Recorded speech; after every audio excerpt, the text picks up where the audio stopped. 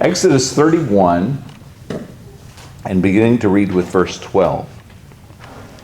And the Lord said to Moses, "You are to speak to the people of Israel and say, above all, you shall keep my Sabbaths, for this is a sign between me and you throughout your generations, that you may know that I, the Lord, sanctify you. You shall keep the Sabbath, because it is holy for you. Everyone who profanes it shall be put to death. Whoever does any work on it, that soul shall be cut off from among his people. 6 days shall work be done, but the seventh day is a Sabbath of solemn rest, holy to the Lord. Whoever does any work on the Sabbath day shall be put to death. Therefore the people of Israel shall keep the Sabbath, observing the Sabbath throughout their generations as a covenant forever. It is a sign forever between me and the people of Israel, that in 6 days the Lord made heaven and earth, and on the seventh day he rested and was refreshed. And he gave to Moses, when he had finished speaking with him on Mount Sinai, the 2 tablets of the testimony, tablets of stone, written with the finger of God." And now looking back at Exodus 20, we'll actually look at verses 1 through 2, and then verses 8 through 11. Exodus 20. "And God spoke all these words, saying, I am the Lord your God, who brought you out of the land of Egypt, out of the hand of slavery." And then verse 8. "Remember the Sabbath day, to keep it holy. 6 days you shall labor and do all your work. But the seventh day is a Sabbath to the Lord your God. On it you shall not do any work, you or your son or your daughter, your male servant or your female servant, or your livestock, or the sojourner who is within your gates.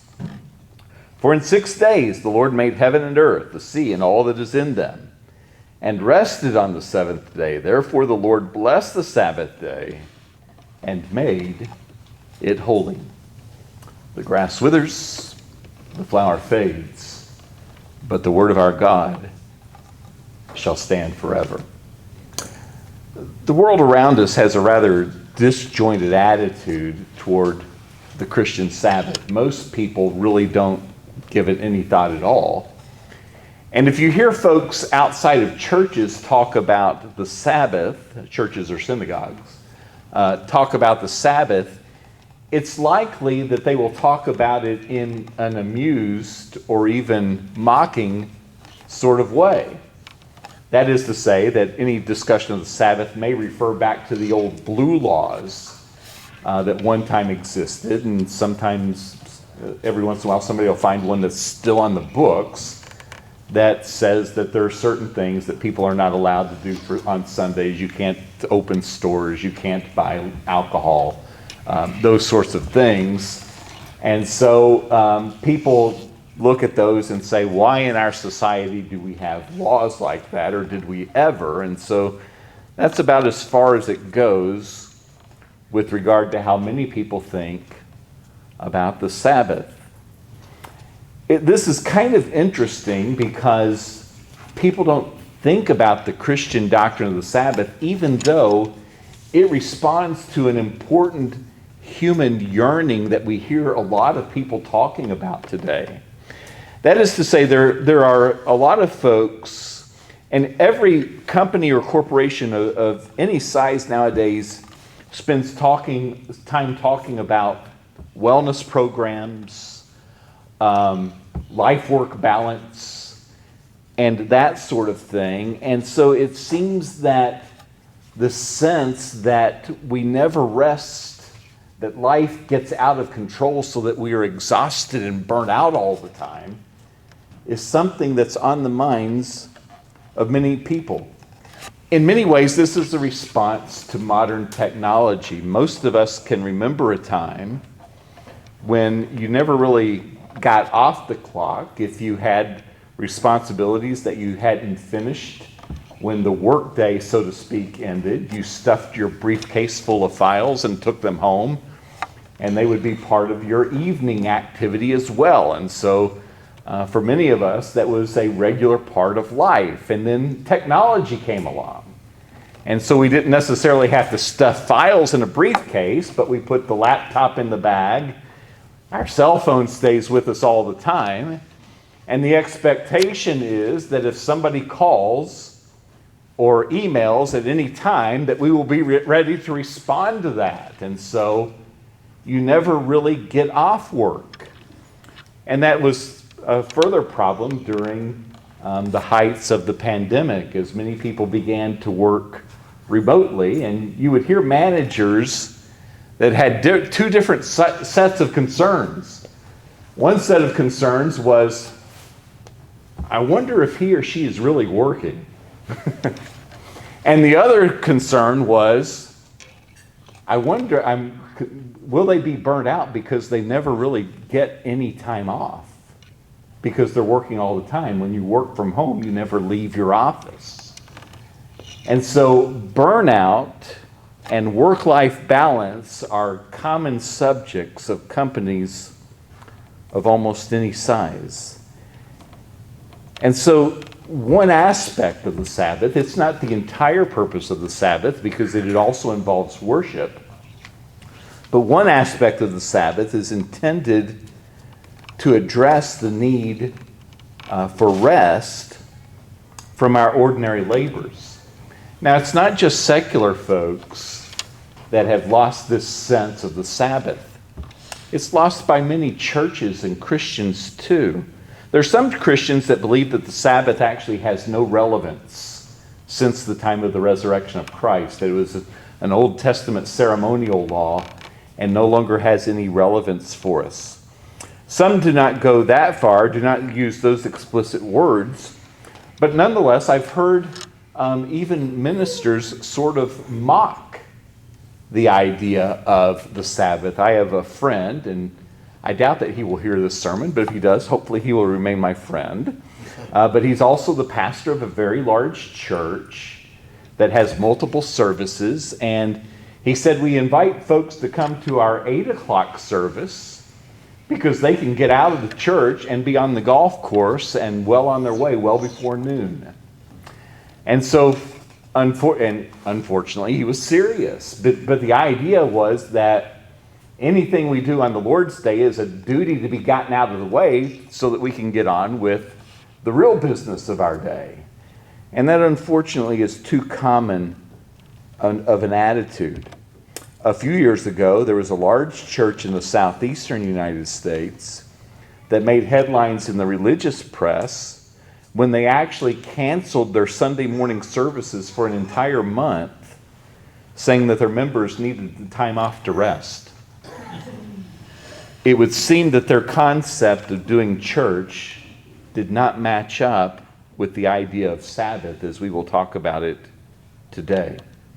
So my intention in starting off with this introduction is not to make fun of these other churches or even of secular folks that ignore the concept of Sabbath rest. But my point is to say these things in order to emphasize that there's something that has value that has been lost.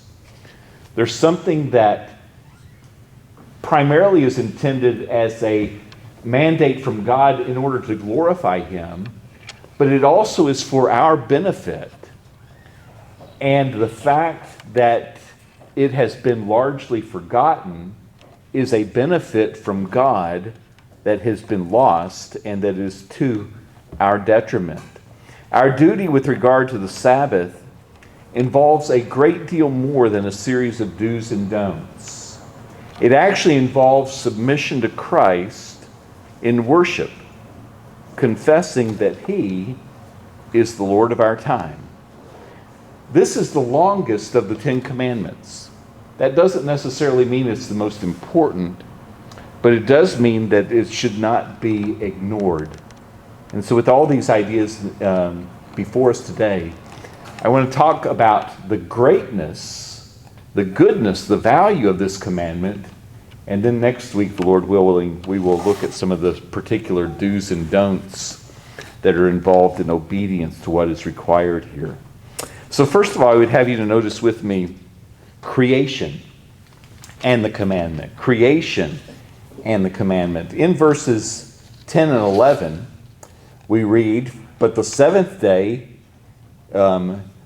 excuse me, I wrote down the wrong verse. In verse 11, it says, for in 6 days the Lord made heaven and earth, the sea and all that is in them, and rested on the seventh day. Therefore, the Lord blessed the Sabbath day and made it holy. Now you notice there that God connected Sabbath observance, the command to observe the Sabbath, to the days of creation.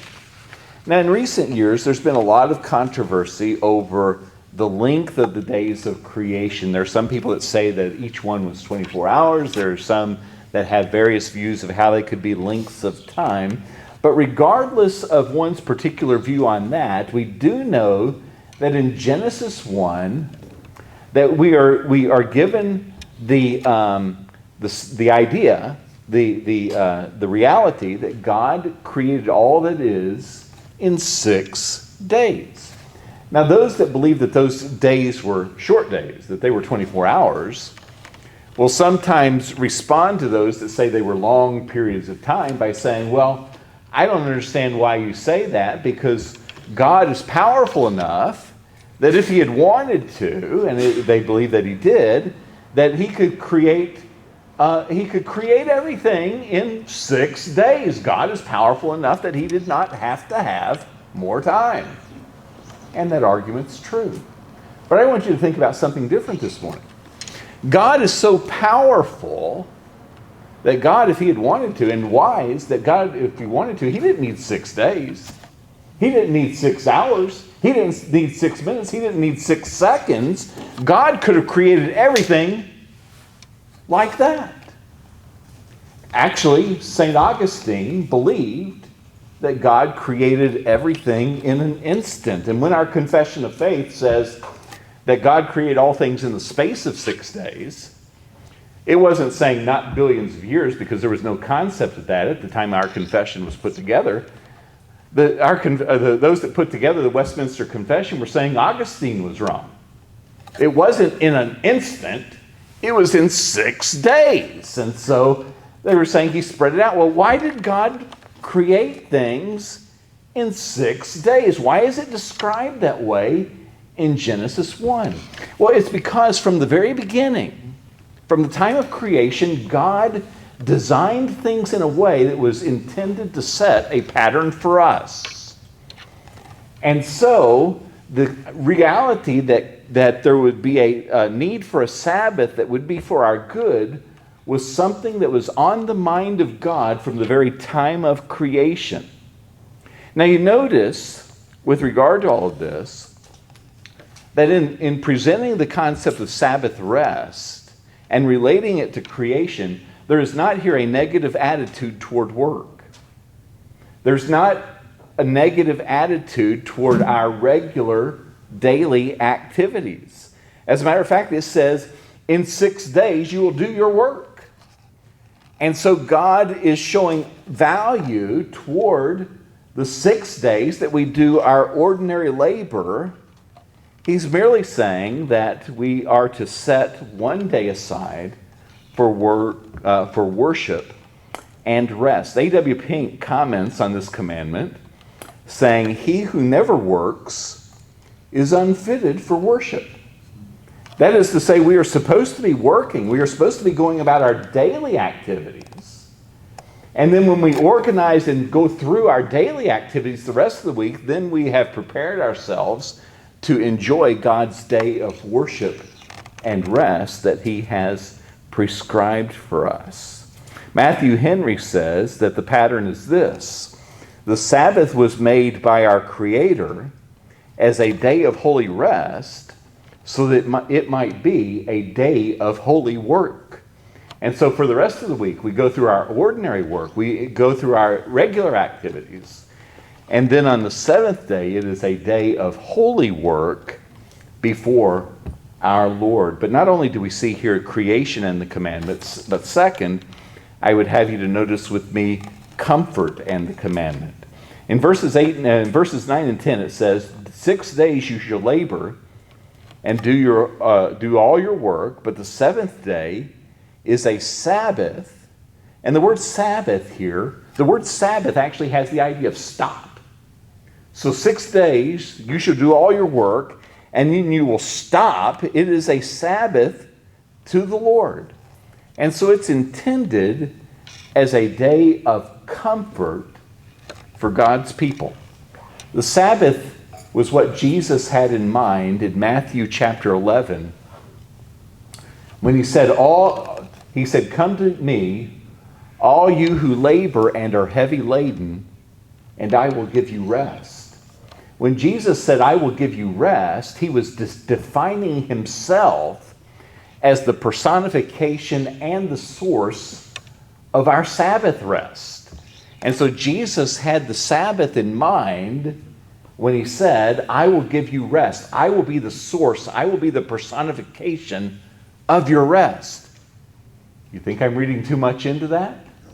Matthew didn't seem to think so, because immediately following Jesus saying that, the next 2 paragraphs in Matthew's gospel are Jesus declaring himself to the Pharisees as the Lord of the Sabbath. And so Jesus came to give to us Sabbath rest. In the Sabbath, God, through Christ, is giving us baby steps in order to help us with our walk of faith.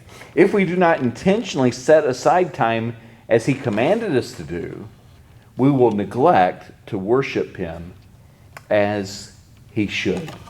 I hear folks say, "I don't have to do the church thing. I don't have to set whatever day aside. I can do it any other time or day. I can go worship God on the lake." And there are many things that can be said about that, but one thing that can be said about that is if you find 100,000 people that say that they can do that, it'll be amazing if you find even one that actually does.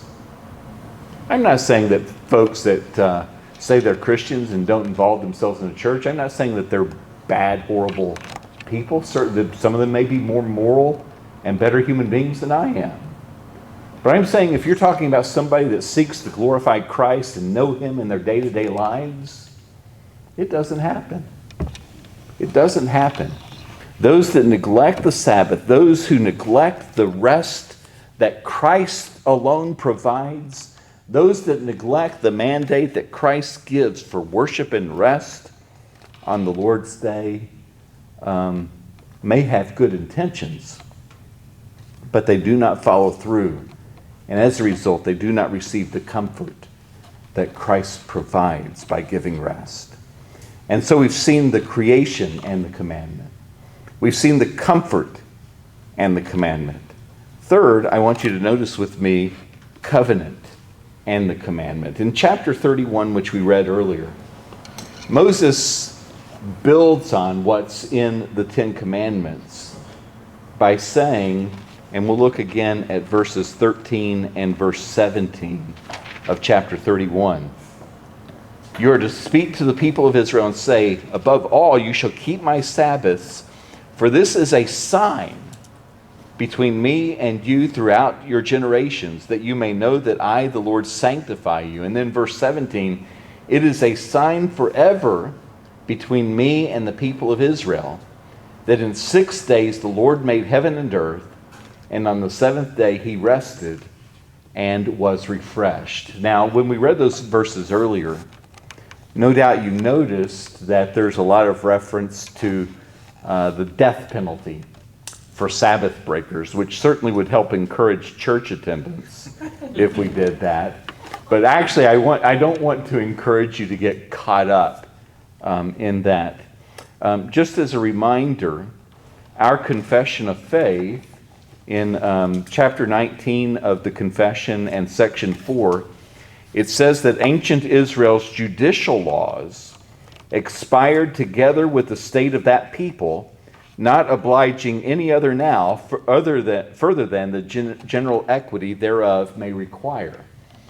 And so that is to say that the civil laws, the penalties that are prescribed for the theocratic nation in the Old Testament, are not necessarily things that we are expected to follow today. And I don't know of any modern nation that's Christian that would execute somebody for being a Sabbath breaker. It would not help a church attendance.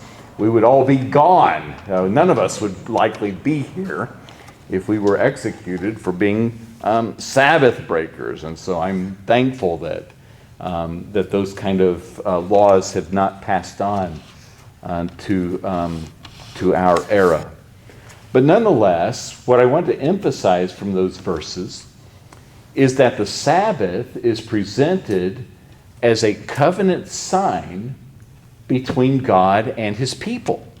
When we think of covenant signs, we normally think of our sacraments, and particularly baptism, as a covenant sign for God's people. In the Old Testament, they had circumcision, a physical marking on a person that identified him as one of God's people.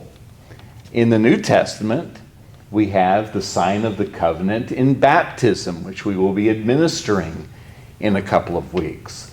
But God also says in Exodus 31 that the Sabbath was a covenant day.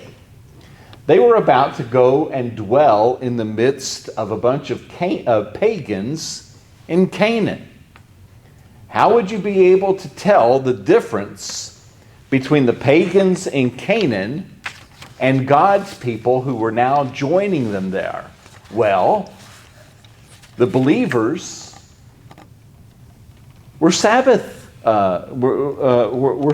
worshipers. They worshipped on the Sabbath day. They were set apart. The sign of the Sabbath was upon them. And so it was a covenant sign that these were the people of God. Now, of course, we're not Old Testament Israel. And so the question comes, how does this relate to us? Douglas Stewart, in his commentary on Exodus, puts it this way. He says, by parallel, in the New Covenant, the person who claims to be a follower of Jesus, but does not regularly set aside time to worship him, is openly indicating that he, in fact, is not a follower, and that his claim to be such is deceptive. And so the idea here is that by observing the Sabbath, by setting it apart as a day of worship, by coming here as you have today, and being a part of God's people, worshiping him together, we are identifying ourselves, saying we are followers of Jesus, and we are demonstrating that that is true. And so the ideas of comfort, combined with those of covenant, are wrapped up together in our use of Sunday as a Sabbath day of worship and rest. I want to share with you a thought that's not said much by modern writers, but it was very much on the mind of the early church fathers in the few centuries following the writing of the New Testament. We set aside as our Sabbath not the seventh day, but the first day of the week. It's kind of interesting that the way the Ten Commandments are written allows for either. The Ten Commandments say in 6 days you'll do your work, on the seventh you'll rest. It doesn't say the 6 days of the week, it says 6 days of work. And so we didn't have to rewrite the Ten Commandments in order to make it work for the first day of the week. But that being said, the early church fathers said, well, the first day, and this is not in the New Testament, but I think it's consistent with what we find there. The early church fathers said the first day is also the eighth day. You'll remember from the creation account and Adam in the Garden of Eden that Adam was given a probationary requirement. Don't eat of the tree and you'll live and you won't die. Eat of the tree of the garden, eat of the tree of good and evil, and you'll die. And by implication, if he obeyed God and did not eat of that tree, he would live forever. And so if Adam had obeyed, he and all of his progeny, on down to you and me, would have lived forever. Adam and his descendants would have been invited into God's eternal rest. God rested on the seventh day. And he said to Adam, if you obey, you'll be invited into my rest too. Adam failed. The children of Israel, when they were wandering in the wilderness trying to find their way to Canaan, typologically, they failed too. They disobeyed. So Adam failed. Israel failed. They didn't enter into his rest. Jesus came, and Jesus succeeded where Adam failed. Jesus succeeded by his perfect life, by his death on the cross, by his resurrection, by his ascension into heaven. Where everyone else had failed, Jesus succeeded. And that Jesus who succeeded said, come to me and I will give you rest. And so with Christ, we have entered into the eighth day, the day where we join with God in his eternal rest. In the future, we'll enjoy that eternally in heaven. The Sabbath that we have here, the day of rest and worship that we have here, is a foretaste of glory divine, to use Fanny Crosby's phrase.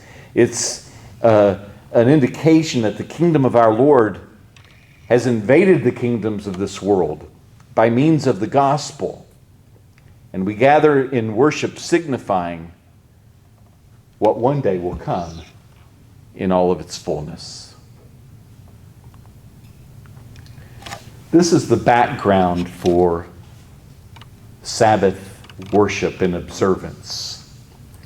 This gives a great picture of what we're celebrating that goes beyond the do's and don'ts, some of which we'll talk about next week. But A.W. Pink again points out that the Sabbath is, quote, designed as a day of gladness and not of gloom. It's a day when we celebrate. It's a day when we look forward because of the significance of this holy day. It's a day that we look forward to the day, the eternity that is to come. I would encourage us to keep that in mind today and all future Sundays as we think of the glories of worshiping Christ now and for eternity.